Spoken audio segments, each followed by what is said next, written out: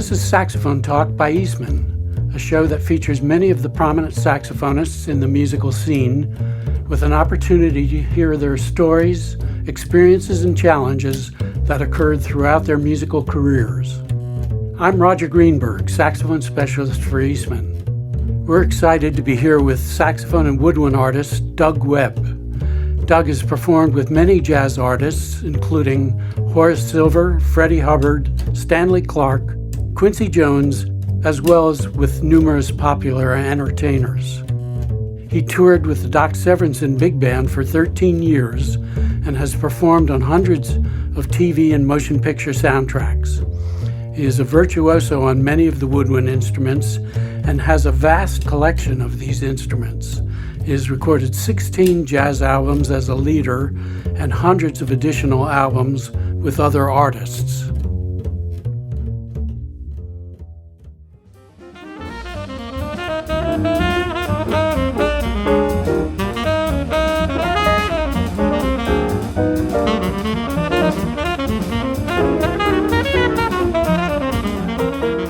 My mother was a piano teacher, so when I was 4 or 5 years old, she started me on piano lessons, and it was kind of a way to get to spend some time with my mom. She used to teach little kids at the house every Saturday and Sunday, so the weekends, or just, the only time I could see my mom was to take a piano lesson.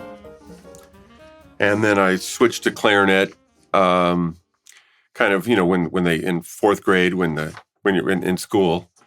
And then I switched to kind of started playing saxophone my sophomore year in high school. And then I got serious a couple of years later, and I decided to become a musician. So you obviously played in school bands at the time?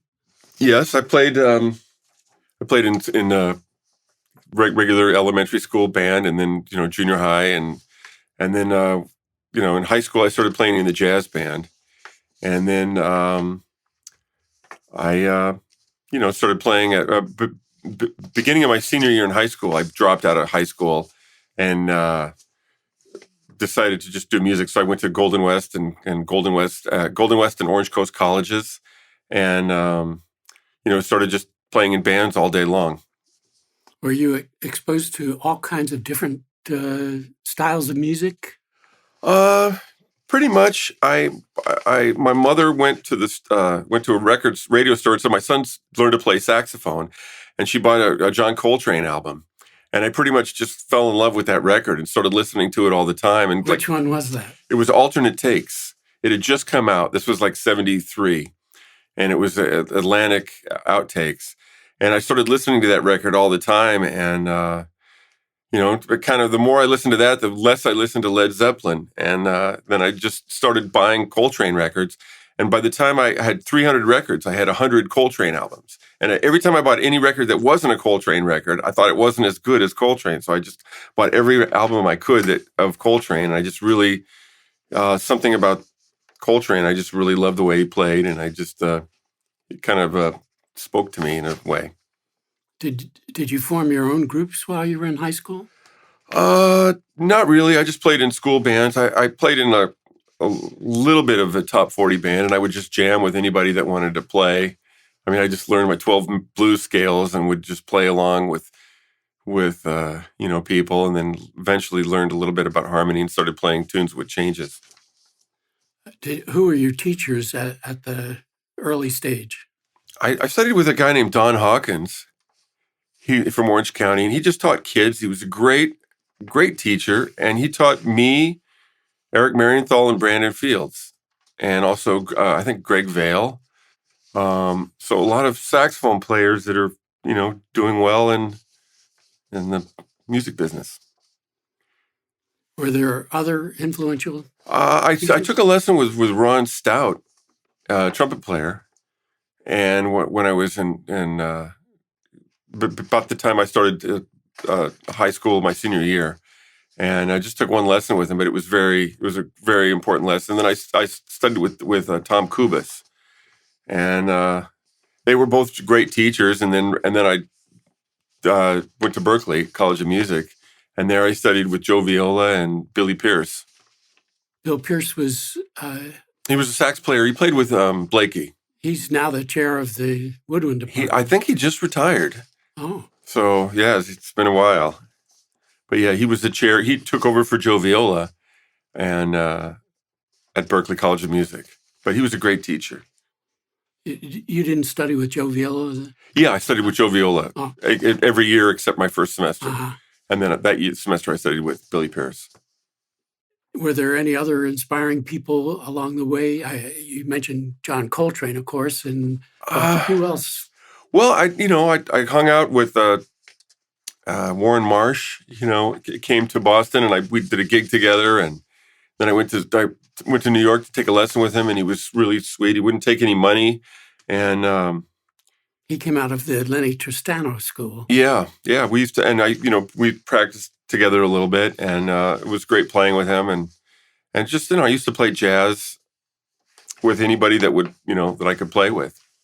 I practiced a lot with different musicians, and I went to school with Branford Marsalis and Greg Osby and Ralph Moore, Rick Margitza, a lot of great saxophone players. We were all at Berklee at the same time. Donald Harrison.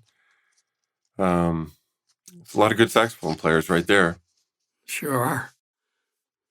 Did you come back to L.A. immediately after finishing at Berklee? Pretty much. I was living in Boston, and I was one of the teachers there, Greg Bottolato, arranged for me to get a gig with the drummer Buddy Rich. Well, before I could join the band, Buddy went down to the Dominican Republic and had a heart attack or something happened. And it was unclear as to when when the band was going to get back together and what the gig was. So I ended up taking a gig on a cruise ship, and I was up in Vancouver. And then I remember getting a call from Greg or a message, and he said, "You better come back here, if you want the gig." And I'd spent all my money on a one-way ticket to Vancouver, so I just didn't even have the money. So I stayed and worked on the cruise ship, and did that for about 16 weeks, and then got off the cruise ship in L.A. and have been in L.A. ever since. Except for I, spent some time in New York visiting my mother. My mother lived in Manhattan. How did you break into the L.A. musical scene? I just started going. I just started sitting in with anybody that would allow me to, and would find out where there's jazz clubs were and would go and play, and then people liked my playing and started hiring me. Some of my earliest gigs were, it's probably 1984. I started playing with Jimmy Cleveland's band. I remember doing a rehearsal with a drummer, Philly Joe Jones, was living in L.A. and had a band called Damaronia that I played with a couple times. I would just play in big bands, and and I would just play and do every gig I got called for, and just try to do any gig I possibly could. Were you doing recording dates at that time? Probably my first record date was actually Holly Near with. Remember Bonnie Raitt and Kenny Loggins were on the record, and I did a little tiny soprano solo, and somebody had recommended me, and so I did that. And then my first jazz record date was a Gordon Brisker Big Band record. And then after that, my next record date after that was I started recording with Brian Bromberg Band and his kind of semi-fusion-y jazz groups. This was still in the 80s. I was still in my 20s. And, and then just more and more, I guess I did a record with Stanley Clarke a long time ago back then. And then I did a lot of records where I would just play on like one or two cuts and not really been featured, but where I would play, I did some pop horn section dates, and there was a producer. I would do these Vietnamese, record dates in Fullerton and just whatever I could. Just anything I got called for. What is a Vietnamese record date?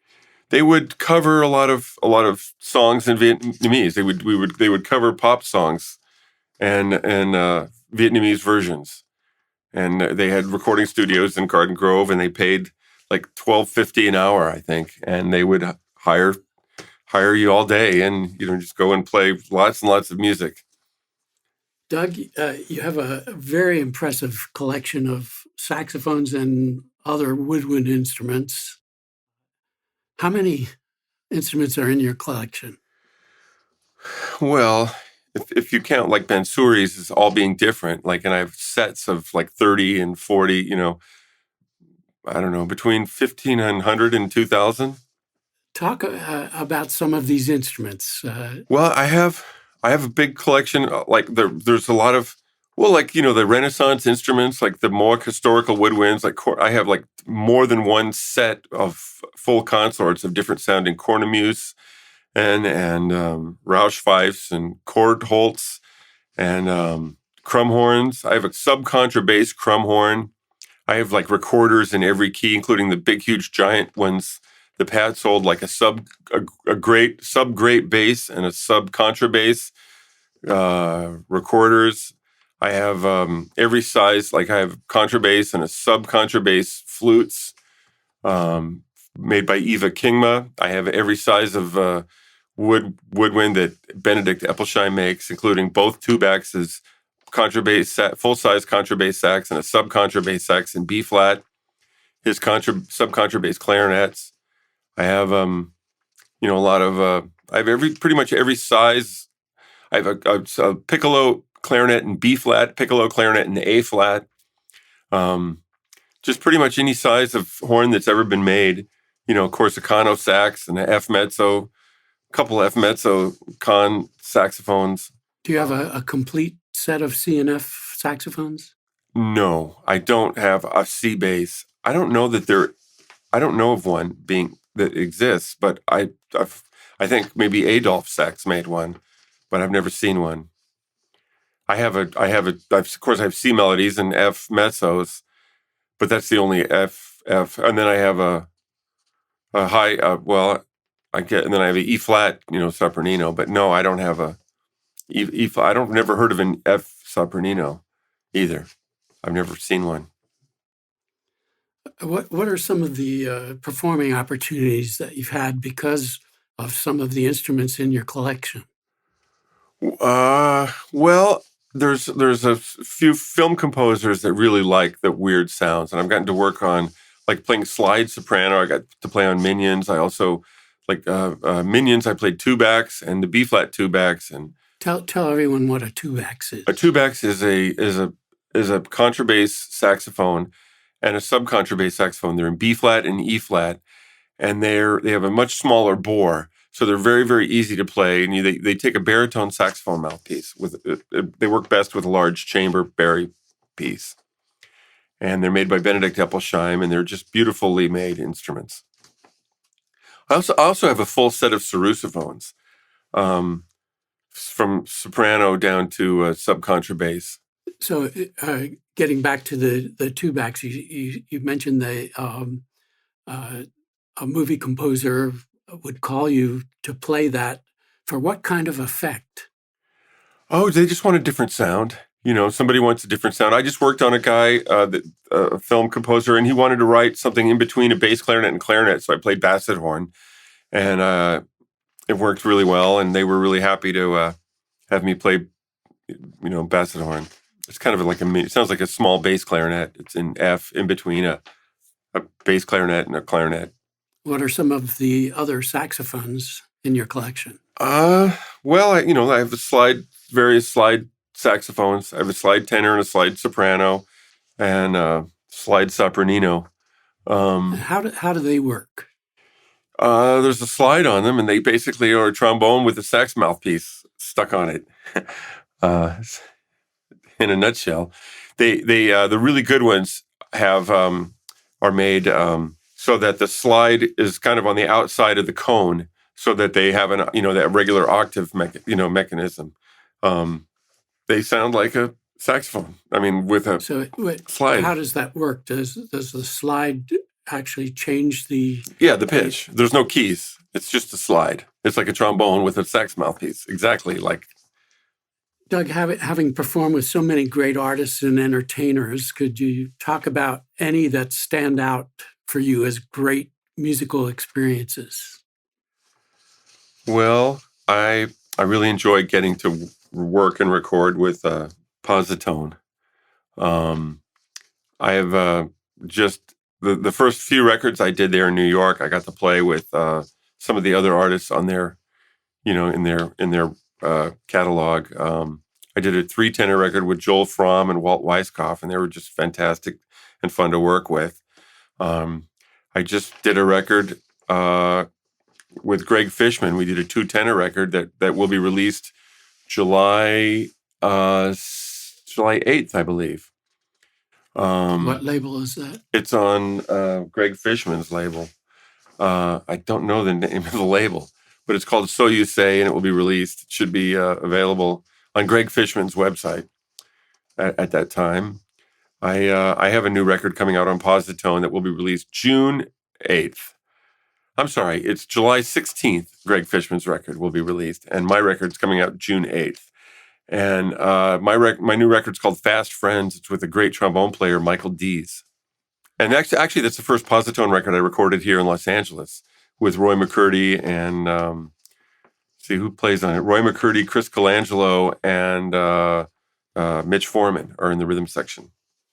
Of all the soundtracks that you've done, any favorites?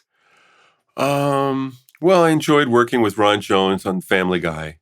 That was a lot of fun. And I work with a guy that writes music, Heitor Piera. He works for Hans Zimmer, and I've gotten to work with him on a lot of movies, including Smurfs and Minions. Various other things, just whatever anybody calls me for. Were there any instances where you've had actual featured part for a soundtrack? Not so much. Maybe a little cue here and there, but mostly doing that work is just about doing that work. I remember Ernie Watts in the 80s used to get do all these movies where he would just like look at the film and just improvise. And I've never really had the opportunity to do that. It would be a lot of fun, but I've haven't had that opportunity. What's coming up for Doug Webb? Well, I have that. Like I said, I have a new record coming out on Positone Records called Fast Friends. It will be released very soon. I also have a record I did with Paul Krybeck that's released mid-May called Thank You, Elvin Jones. And where he tried to recreate the Elvin Jones Live at the Lighthouse with 2 tenors and bass and drums. And the record with Greg Fishman's So You Say is released, and then I have a fusion band, and I play every month at the Baked Potato. My next gig there is April 26th, and then I'm also there May 22nd. And that's with a great drummer named Danny Carey. And Danny plays with the rock band Tool. And in fact, Tool's finishing up their record, and I think I'm going to be playing a sub-contrabass sax for a little interlude for Danny on just a few notes probably, but it'll be like playing some heavy metal contrabass sax on a heavy metal record for the rock band Tool. But I really look forward to playing with him. And we have a fusion band that's with Jamie Kime on guitar, Mitch Foreman on piano, Jimmy Earle on bass, and Danny Carey and myself. And we've been together now about 6 years. And we play once a month at the Baked Potato. And we're also playing the 27th at a club up in Ventura called Squash Grapes. Doug, you brought in a Kano Sax. Could you tell everybody about the Kano Sax? Well, this is an instrument that was made in 1929 by Kahn. It was the most expensive saxophone they'd ever made. And it was kind of an ill-fated timing because the Depression hit right after that. And the instruments didn't sell. I think they sold like 10 of them, and they made hundreds. And a lot of them were destroyed, even. They just never sold, and they're very, very rare now, and they're very, very expensive and kind of in demand, and really kind of only collectors have them. But it's a beautiful instrument made in the key of F. It goes down to a low A, and it goes up to a high G, and it has a ball on the end of it, and that's called the Kano. I guess that's the O that they're referring to. It's called the Kano Sax. It's in the key of F. And I'm going to play this is an original blues that I wrote called Kano Sax Blues.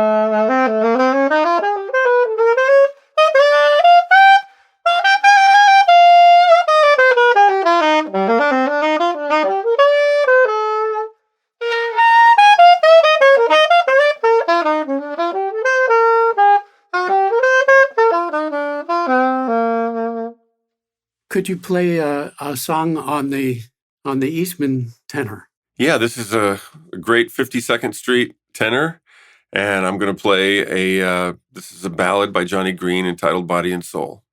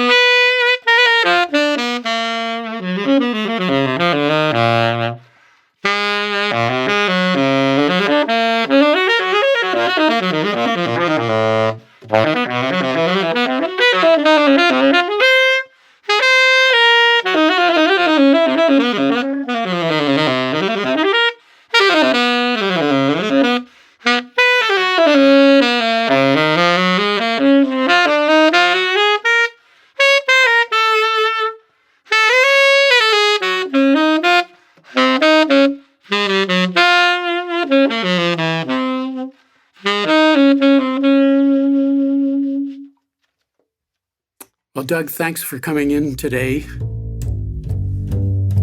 My pleasure.